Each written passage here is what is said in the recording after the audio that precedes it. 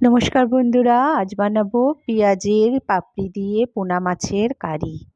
সবসময় পেঁয়াজ বাটা দিয়ে আর মাছ খেতে ভালো লাগে না, তাই ভাবলাম একটুখানি অন্যরকমভাবে মাছটা করি। প্রথমে আমি 5 পিস মাছ এনে ভালো করে ভেজে নিলাম। মাছগুলো বেশ বড় বড়ই ছিল। আর কারির জন্য নিয়ে নিয়েছি টমেটো, কাজু আর অল্প করে চালমগজ বাটা। কড়াই দিয়ে দিলাম দারচিনি আর জিরে ফোড়ন, দিয়ে বেটে রাখা মশলাটা দিয়ে দিলাম। এবার ভালো করে মশলাটাকে কষে নাড়াচাড়া করতে হবে। তারপর দিয়ে দেবো অল্প করে একটুখানি আদা বাটা। আদা বাটা দিয়ে ভালো করে মিশিয়ে নাড়াচাড়া করে নেব।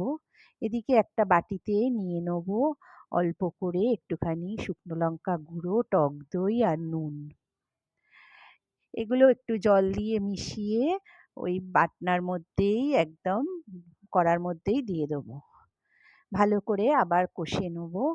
কষে নিয়ে এবার দিয়ে দেবো ওপর থেকে যে পাপড়িগুলো আমি ছাড়িয়ে রেখেছি পেঁয়াজের, সেই পাপড়িগুলো। পাপড়িগুলো এর ঝোলের সাথে ভালো করে মিশে সেদ্ধ হতে থাকবে, আর দেখতেও খুব সুন্দর হয়ে যাবে।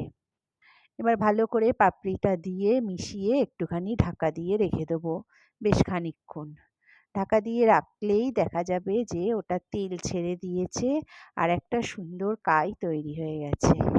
এবার মাছগুলো দিয়ে দেবো এই অবস্থায়। দিয়ে একটুখানি নাড়াচাড়া করে নিয়ে মাছটা ওলটপালট করে দেবো। আর সাইড দিয়ে দিয়ে দেবো অল্প করে একটুখানি গরম জল। গরম জল দিলেই এটা খেতে আরও বেশি ভালো হবে, কারণ কাইটা পুরোটাই তৈরি হয়ে গেছে। অল্প করে জল দিয়ে একটু মাছটাকে ফুটতে দেবো। মাছটা সেদ্ধ না হলে মাছটা খেতে ভালো হবে না। আর দিয়ে দেবো অল্প করে একটুখানি গরম মশলা। তৈরি হয়ে গেল পেঁয়াজ পাপড়ি দিয়ে সুন্দর একটা পোনা মাছের রেসিপি। তোমাদের কেমন লাগলো জানিও। খুব সুন্দর এটা খেতে হয়। একদম শুকনো ভাত পোলাওয়ের সাথে দারুণ যায়।